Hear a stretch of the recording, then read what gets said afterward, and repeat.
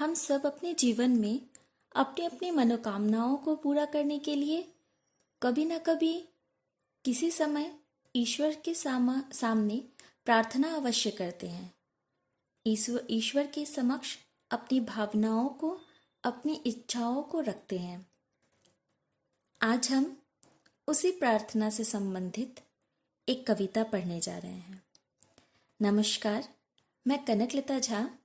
बच्चों, आज आप लोगों के लिए वह शक्ति हमें दो कविता लेकर प्रस्तुत हुई हूँ।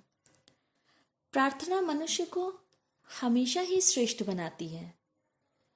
मनुष्य प्रार्थना के जरिए श्रेष्ठ बनता है। वो प्रार्थना मनुष्य अपने लिए करे या किसी और के लिए।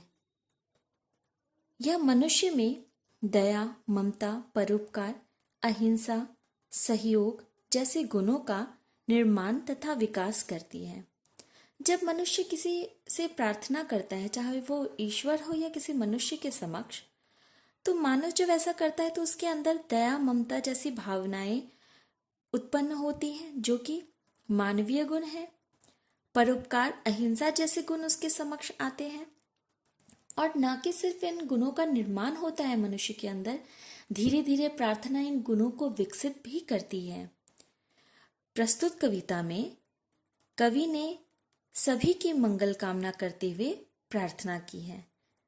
क्या प्रार्थना की है, आइए हम इस कविता के माध्यम से पढ़ते हैं। कविता है वह शक्ति हमें दो। कवि मुरारी लाल शर्मा देशबंधु। इनकी कविताएं बहुत स्वाभाविक और सरल शब्दों से रचित होती है। इनकी कविताओं के माध्यम से हम बहुत कुछ जान सकते हैं, सीख सकते हैं। खासकर इन्होंने बच्चों के लिए बहुत कुछ लिखा है।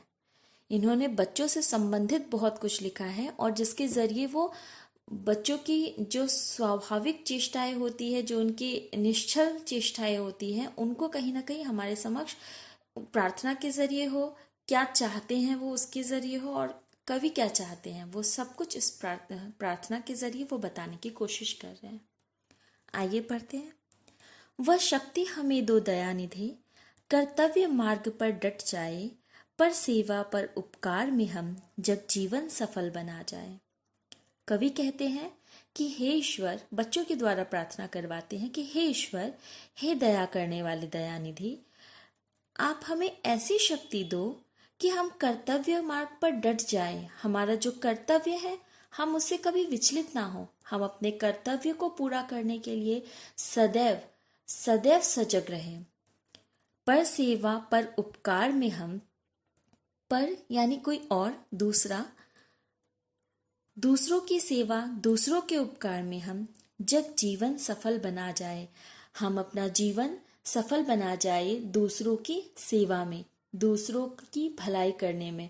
हम मनुष्य क्या करते हैं, हम मनुष्य में एक बड़ी विचित्र विडंबना है कि हम सिर्फ अपने बारे में सोचते हैं, हम अपना स्वार्थ सिद्ध करने की कोशिश करते हैं। लेकिन यहाँ कवि प्रार्थना कर रहे हैं, यहाँ कवि शक्ति भी मांग रहे हैं। लेकिन किस लिए मांग रहे हैं? वो शक्ति सिर्फ मांग रहे हैं मनुष्य की, सारे मनुष्यों की सेवा के लिए, सबके उपकार के लिए, सिर्फ अपने लिए नहीं। उनके लिए सबसे ज्यादा महत्वपूर्ण क्या है? मानव का उत्थान होना, मानव का पतन नहीं। सिर्फ अपना स्वार्थ सिद्ध करना उनका कर्तव्य नहीं है। उनके लिए उनका कर्तव्य है हर मनुष्य की सेवा करना, हर मनुष्य का उपकार करना।